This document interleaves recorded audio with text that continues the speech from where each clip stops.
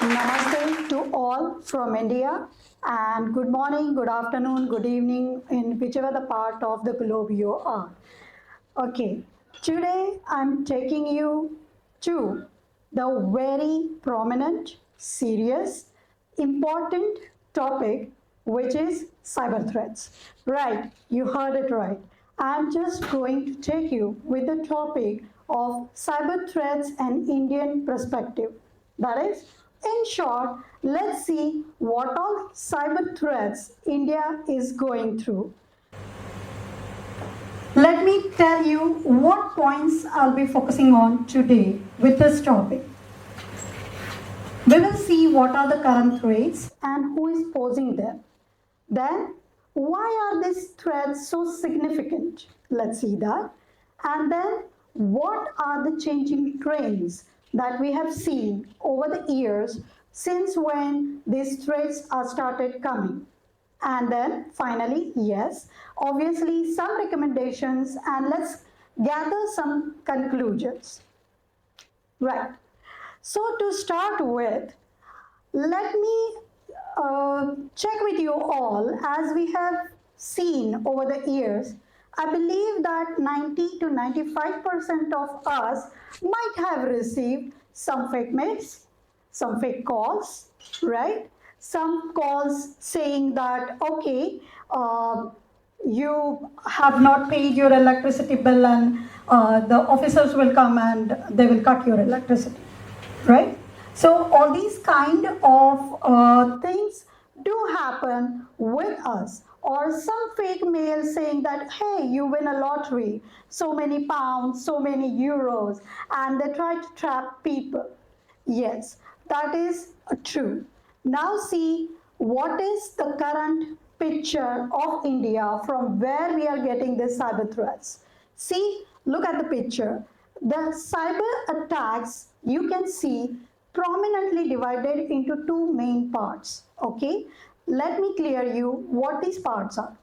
First, some are the cyber terrorists, what we can call, or rival states. These two are the biggest issues, and we can refer them as external entities that are causing cyber threats to India.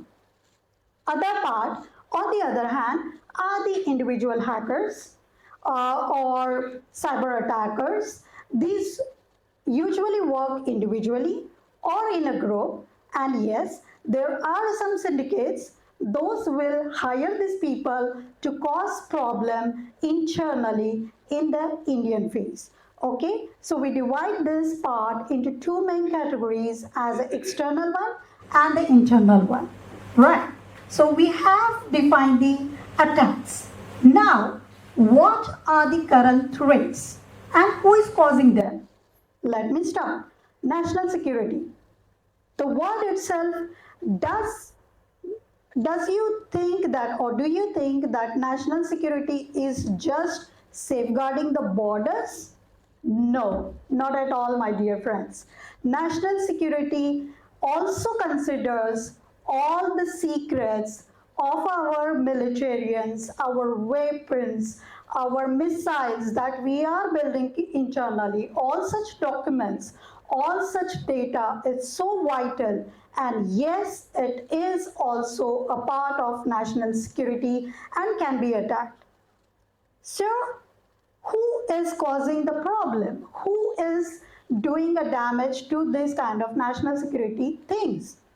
So, these are the rival states or the terrorist organization, those who want to steal these kind of important informations from our nation. Okay, so let me get your concentration on recent times. You might have heard, or there were news that many of the security or national security authorities or the personnels got caught by ATS or some other CBI agencies. Why? Because they were caught while transforming or providing the secret information of our national security to our rival states. Right? You heard it right. We know there are so many examples in the newspapers. So these kind of threats, how much they are causing a damage to our India. My dear friends, as you can see the number, it's $10 billion a year, which is causing a problem to us or to the nation. Yes, and how these kind of stealing has been done. The examples, as I mentioned earlier, these are the examples of honey trap. Okay, so there are fake accounts where girls come into the picture, they get in touch with these authorities, they will try to be more friendly with them so that they can steal the information. They will act something and they will try to blame them that if you don't provide this kind of information, we are going to exploit you socially and so on. So these are the basic examples that we know in the papers. Another part is computer crime and financial threats. See, any nation can be brought down or bring it to down if either its image is damaged or if it is broken financially. Yes, so financial threats. So who's causing us our financial threats? So these are the hackers, individual hackers or the criminals or some syndicates who give them the employment temporarily to cause some of the issues, to bring a threat to some of the institution or financial institution that we are running in our nation. So who are doing this, we know, and what is the cost that we are paying for this. So well over 21 billion dollars every year have been attacked with these phishing agents. Okay, so we know these categories. So these cyber threats or financial frauds that we know are happening all around us. So what are the significance? My dear friends, it is really sad, but it is true that controlling these cybercrime, it's not an easy job. It's becoming complex, it's becoming difficult. It's really, really very hard that to control these kind of attacks. It's not really easy. Why? Just in figure, you can see the incident happening just after the COVID or since the COVID era from 2019, there's a steep increase in these kind of crime. Why? Obviously, because everything has become online. Offices were online, schools were online, the purchasing went online, everything, and the digital era started.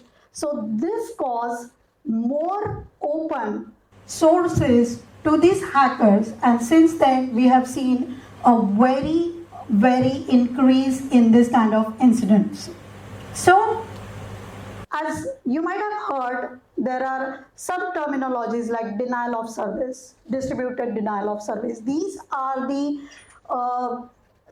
type of tools that these attackers will use to stop working of any of the financial or government institutes or any companies, private companies, right? So cyber threat is very serious. It's really very serious, and even this threat, like this individual hackers or cyber criminals, sometimes they are used by terrorist organizations. They get in touch with them to train them more and to cause major impact to our nation economy. Now, why all this started happening so quickly? This is the graph which will explain that easily available tools and technologies are causing a major damage. Now you can see, if you refer to 1980s, what were the issues? Issues were simple: cracking a password. Oh, my password got cracked, my account got hacked. From there, now we are entering into the email frauds. Your information gets easily available to these guys, so you are open for a threat. Right, you heard it right. Nowadays, with the artificial intelligence, with the AI, with the technologies, what is happening? Everything is easily available. So, even if you are not a programmer, you can become a programmer. This is where the cause lies. So, easily coding is available. This cyber criminals or hackers, even if they are not very technology pro, but since the information is available easily on the internet, they can easily cause a damage to any of the institution just by causing a single break through your internet, through your server where you have saved all the database, right? So this is the issue.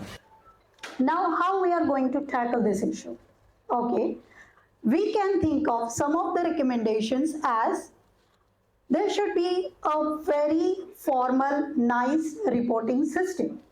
As we have seen, these threats are divided into wide scope, like from day-to-day crimes, like having somebody getting the threats call, to the hacking of the internet or hacking of the servers, domains, etc.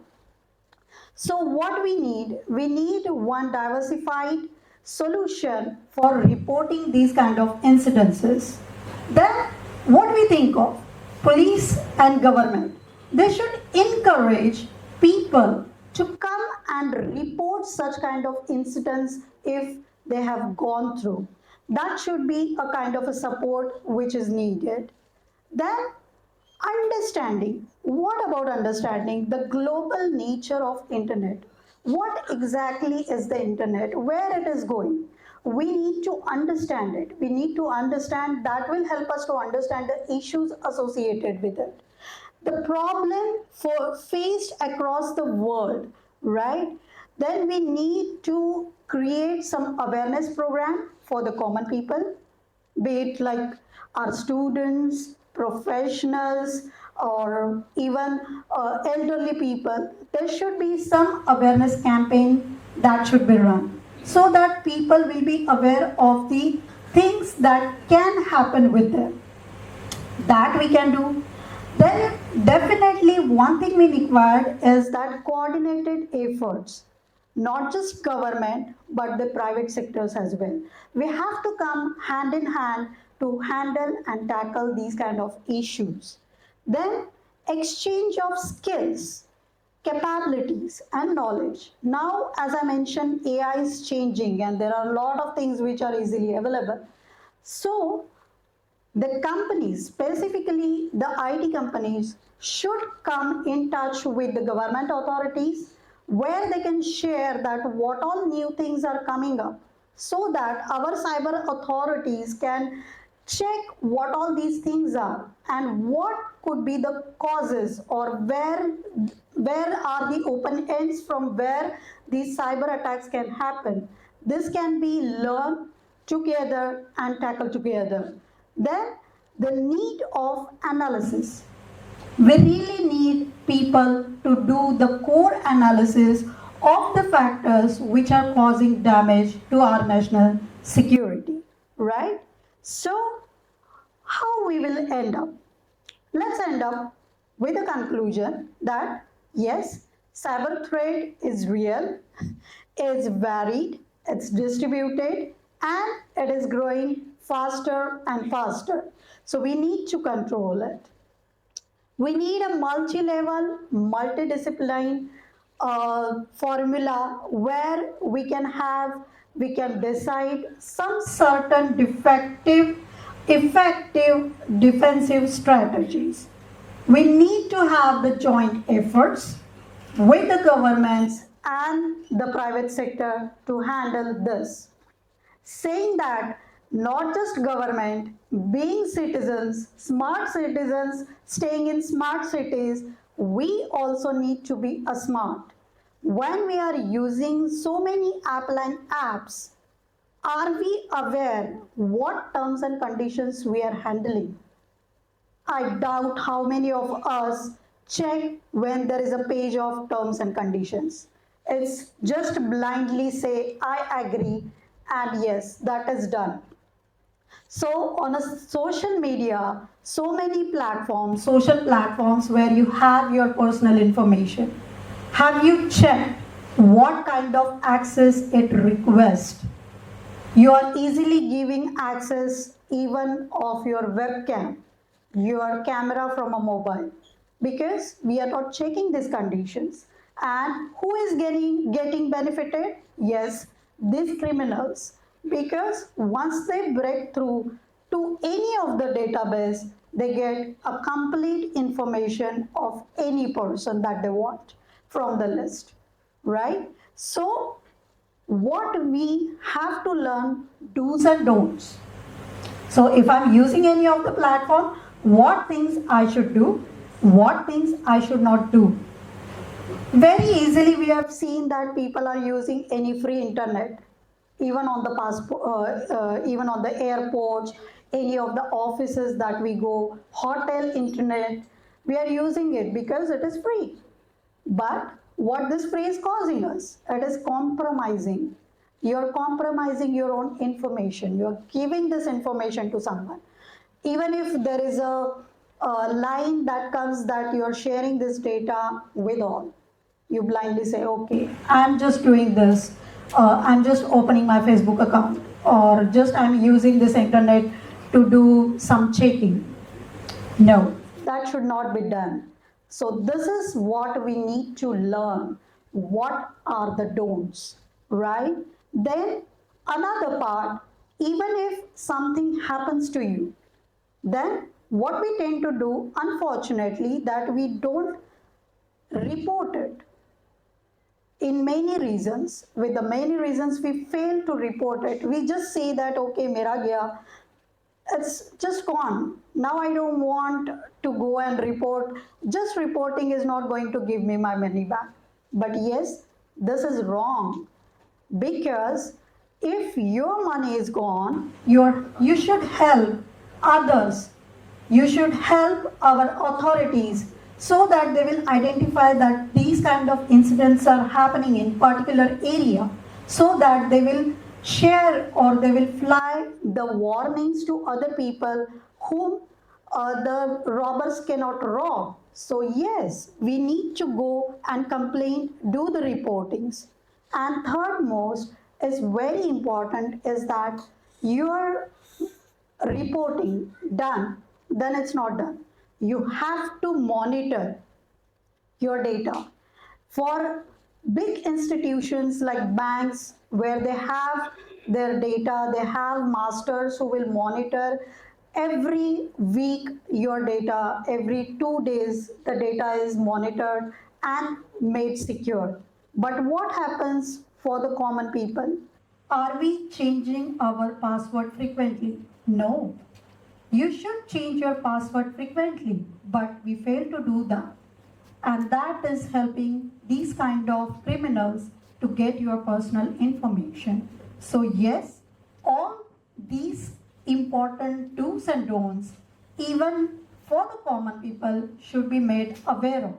So on, and awareness about this cyber threat is really, really important, so that we can work together with our authorities, national security agents, and we all together taking efforts can fight with the cyber threats and cyber attacks. Thank you.